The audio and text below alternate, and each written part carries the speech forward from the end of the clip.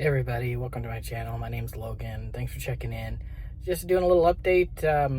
If you watched any of my last videos, especially like maybe the last one or two, I can't remember which one, I had to come back into the Prime Terminal in Springfield to redo the DOT. They wanted me to do it there, and then they were going to do a sleep study. Well, the doctor had deemed me as not being a risk really, and so I got out of it. Well, safety decided that they wanted me to come in and take it anyway, so I'm in here in the yard. I have my appointment tonight. I got to go down there at 8:30. I already did my paperwork this morning. Today is a great day. Yesterday and the day before that, not so much. That cold, stormy crap, that winter crap came in, and it was a real bummer. There's going to be more to this video because I want to go into like how the study went and what my results are. I'm probably going to end up with a CPAP. I was looking at the prices of all that crap, and I don't have insurance, so it just sucks that I have to pay for this. At least I think I have to pay for it. But yeah, you know, it's just what I got to do, I guess, for the job, right? I mean, safety does come first. When I sleep, I wake up, I'm rested, I'm driving all day. I don't think I need one, but we'll see what the test has to say, and I'll get back with you later on in the video. The other thing I want to mention, I don't know if it's already up or if I'm going to post it after this one or if I'm going to post it with this one, but I'm going to be doing a video here shortly of my very first cigar. And I know a lot of people aren't going to be interested in that stuff. I know smoking is bad for you and stuff. You don't inhale cigars. What little I know about them, you don't inhale them. I'm going to try my first one. I went to a smoke shop here, but I'm going to go into that in that video. So anyone interested in that, possibly some cigar smokers out there, go check it out. Tell me what I'm doing wrong. But yeah, I'm going to have one of those here since it's such a nice day outside. I don't want to smoke in the cab of this truck at all. So that's why I didn't do anything yesterday when I actually got them. It was just too nasty outside. I wasn't about to go out there. So anyways, I'll check in with you guys later. It's a beautiful day here in Springfield, and hopefully I have better news for you later on.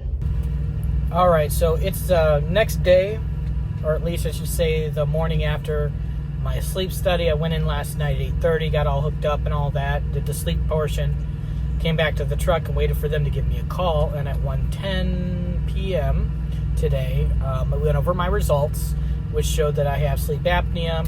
It's mild during normal sleep and moderate during REM sleep. And so, of course, now I have a CPAP machine. I'm not really happy about that, but it is what it is. Thankfully, I found out that mine isn't because of the brain waves, because there is a sleep apnea that if your brain doesn't send the signal to it's supposed to have you breathe. I don't have that problem. It's just like parts of my mouth, like my tongue and stuff, they relax and they go back in, and it could be, you know, like my weight or whatever. But so if I continue to lose weight, chances are I can get completely out from under the thing. But yeah, that's just more money out of my pocket because I don't have insurance. And what bums me out is, and I don't know if I said this in the beginning of the video or what, so I'll just recap it just in case. I already did my DOT in my home state of Michigan. Prime, there was something going on there. They just wanted recheck, so I had to come back into the yard. That was about 2 weeks ago from the time that I'm filming this.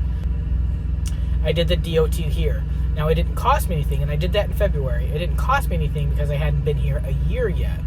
So thankfully it was free. We did everything I was supposed to do, and they evaluated me to see if, you know, I had to do a sleep study, you know, because I am bigger. I think that's kind of one of the reasons they were like, well, your height to weight ratio, let's bring you in here and get you checked out. Well, sorry, my dog is going antsy. We just ate some food, and the box is down there, but it's empty, but he doesn't know the difference, and he's like upset about it. So, anyways, I came in and I did that, and the doctor deemed me as not really a high risk for like really bad apnea to where like I'll die in my sleep, and really thought I was fine. Like, I was under the metrics for BMI for my height and weight, just under it, but I was under it. My neck measurements, they weren't high to where that was a problem. no hypertension or anything. And what made me really happy about that is I didn't have to waste my time doing the test, for one, but also I got a DOT that was worth 2 years as opposed to 1. So I'm like, great, I don't have to do this for 2 years. Well, then I had to come in and do the sleep study, okay? So I get done with the sleep study. I take the paperwork from the sleep study over to Command Health, which is just right across the lobby, because they have to update my DOT. Now, because the other DOT was written off, the doctor said I didn't need to do the sleep apnea test. Now they had to redo the DOT again. And I'm like, oh, that's nice, because that's going to cost me money. Well, it's not going to cost me money this time, but the next one will, which I have to do in another between 30 to 60 days, because the DOT is only good for that amount of time, because I have to prove that I'm compliant with the CPAP. So I'll have to come in and I'll have to pay $85 to do the DOT again. And then that one will be only good for 1 year. So, I mean, it is what it is. I have the CPAP now. I didn't sleep very well with it on that night, but you have so many other things attached to you that I'm sure added to it. And also, you're being like monitored, and that's just kind of like weird. So the people there were great, informative, very nice people, but now I'm stuck under this CPAP. And then I found out that if you're not compliant, I think you got to be at least 70% compliant, but really you should be like between 80 and 100. Really, you should be 100. But safety monitors every week, so if you're not compliant, they can shut you down. You will not be allowed to drive until you are compliant. I'm like, well, that's good to know, because I imagine, there's some people who, because you have to, even if you're not driving, like if you're on your home time, you still have to wear it and be compliant, or they won't let you get back onto your truck until you are. So I'm like, well, that's good to know, because I'm sure some people are like, well, I'm not driving, I'm on home time, I don't need it, and then you can't drive. So I'm glad they said that. Not that I was gonna do it, of course not. My first time having this Dr. Pepper cream soda, pretty good. I like E&W cream soda, and there's this one ICB or something like that. It's a glass bottle, IBC cream sodas. That's actually my favorite. Super sweet, but really good. So anyways, that's the update here. I don't know if I mentioned it, but March 1st of this year, which is just, I'm filming this on the 7th, was my 1 year at Prime, and my 1 year of having a CDL. And I'm really proud of myself. And boy, have I had some ups and downs. My downs have only been financial. And if you've been on this channel for a while, you know what issues I've had. I'm sorry, buddy. You want to say hi? Buddy says hi. He has to be a part of the action sometimes, And he's shaking because he thinks there's still chicken left, and there's not. Anyways, I got my year in. I'm very stoked about it. I still haven't got my 60-day, it's the 6-month safety hat that you earn. Every time I come in, they're out of them. And so I'm just going to keep trying. If I end up near any of the other locations, like the Pittston Yard or the Utah, which I haven't been to Utah since training, get them there, because apparently they make them here and then they ship them out to the other ones. I still got to get that. And then probably I'm coming up to a year for safety for the jacket, because I think after a year of no incidences and no accidents, you get a nice jacket, and I look forward to earning that jacket. So been having a good time here, but I've had my stressors. This is one of them, but it's not like the end of the world type of stuff, you know what I mean? Like, it is what it is. I still want to go tanker. I'm going to be talking to my dispatcher here soon. I want to get back out on the road and making some money first, but I'm going to retouch on that topic and let them know, hey, I want to go tanker. Let's do this. And I'm gonna be level with you. I might try to get out of being a lease driver for a while. That's been very stressful for me as a new driver, coming out of being poor, not having any backup money for in case shit hit the fan. When shit hit the fan, it screwed me over.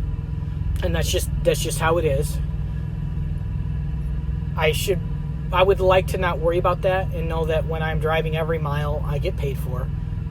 Potentially I'm not going to make as much money, but at least I know that when I'm driving and I'm working, I'm getting paid for it. And also I want to get back on the insurance. I know you can get insurance as a lease operator, you know, an independent contractor and stuff, but that's even more money out. And I want to get up under that. Now, I have talked to my trainer. He's like, you know, you might make a lot more money over on the other side. Not that you can't make money over here. You can. With my current dispatcher, I've been making money. But the radiator went down. I haven't been with him long. So I'm sure that if I stayed over here longer, I'll be fine. But I want to be a tanker driver. But anyways, he says maybe stick with it because you've already paid for it.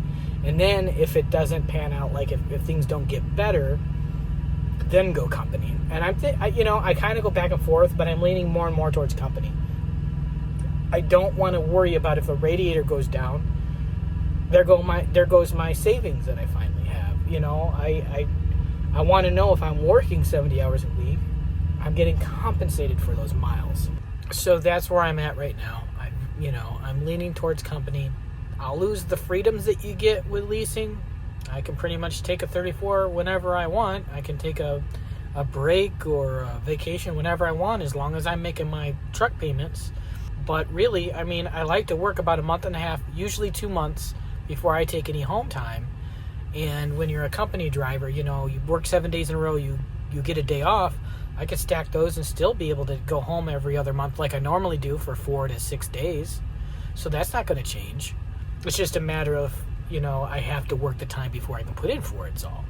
So we'll see. We'll see what happens. Hopefully I can get over to tanker. Now, anyone that is in tanker that was in reefer before, if you're watching this, I have a question, and I hope somebody has made it this far. I've heard 2 different things. Okay. I've heard one, when you transfer the tanko to tanker, you take that boot camp, but also you have to be in somebody's truck for 3 weeks. And then I've heard, no, you've already done your training like that, you just take the boot camp.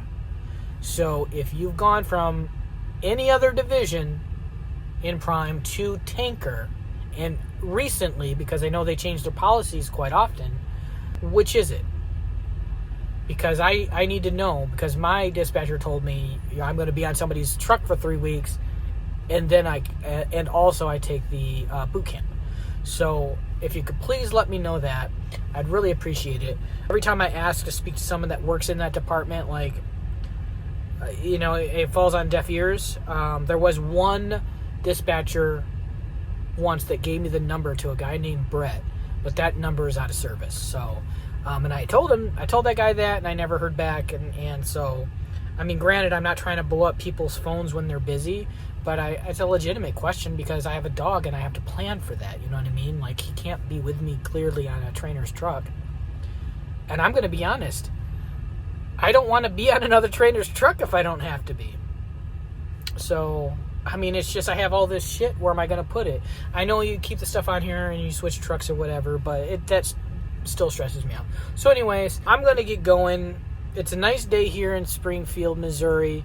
I'm waiting to get under another load. They ran, by the time I got done with all my appointments today, driver lineup, they don't have anything left. So I'm on the list. So hopefully I'll get something first thing in the morning.